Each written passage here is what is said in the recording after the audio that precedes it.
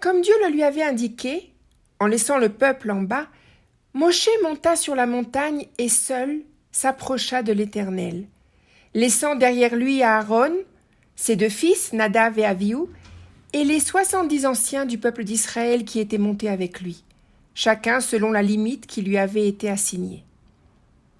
Ce jour-là, Moshe redescendit vers le peuple pour lui communiquer le message de Dieu et certaines de ses lois.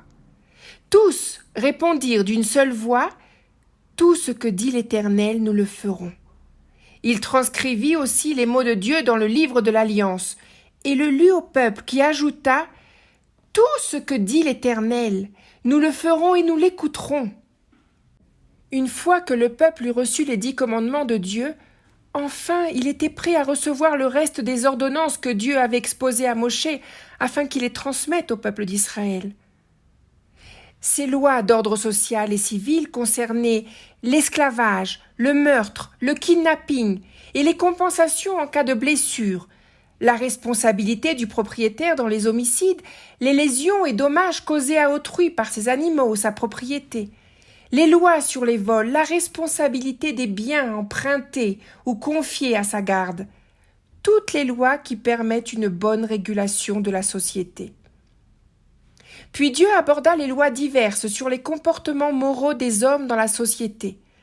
Il répéta l'interdiction de l'idolâtrie et donna des instructions sur différentes offrandes qui lui sont réservées. Alors, il traita de l'obligation d'agir avec justice et compassion envers tous les membres vulnérables, comme la veuve, l'orphelin ou le pauvre, mais aussi l'étranger, car vous-même avez été étranger en Égypte. Puis l'interdit de pratiquer le prêt à intérêt fut explicité, ainsi que l'obligation de rendre une justice impartiale et de ne pas se laisser influencer, ou encore de rendre à autrui ce qu'il a égaré. Enfin, Dieu donna les lois de l'utilisation de la terre. Shemitah. Pendant 6 années, tu ensemenceras ta terre et en recueilleras le produit, mais la 7e année, tu lui donneras du repos et en abandonneras les fruits pour que les pauvres de ton peuple en profitent. Puis vint l'ordre de l'observance du Shabbat, le 7e jour de la semaine, et des fêtes de Pessah qui célèbrent la sortie d'Égypte à l'époque de la germination, de Shavuot, la fête de la récolte, et de Sukkot, la fête de l'entreposage de la récolte avant l'hiver. Enfin, Dieu donna l'interdiction de cuisiner et consommer de la viande avec du lait.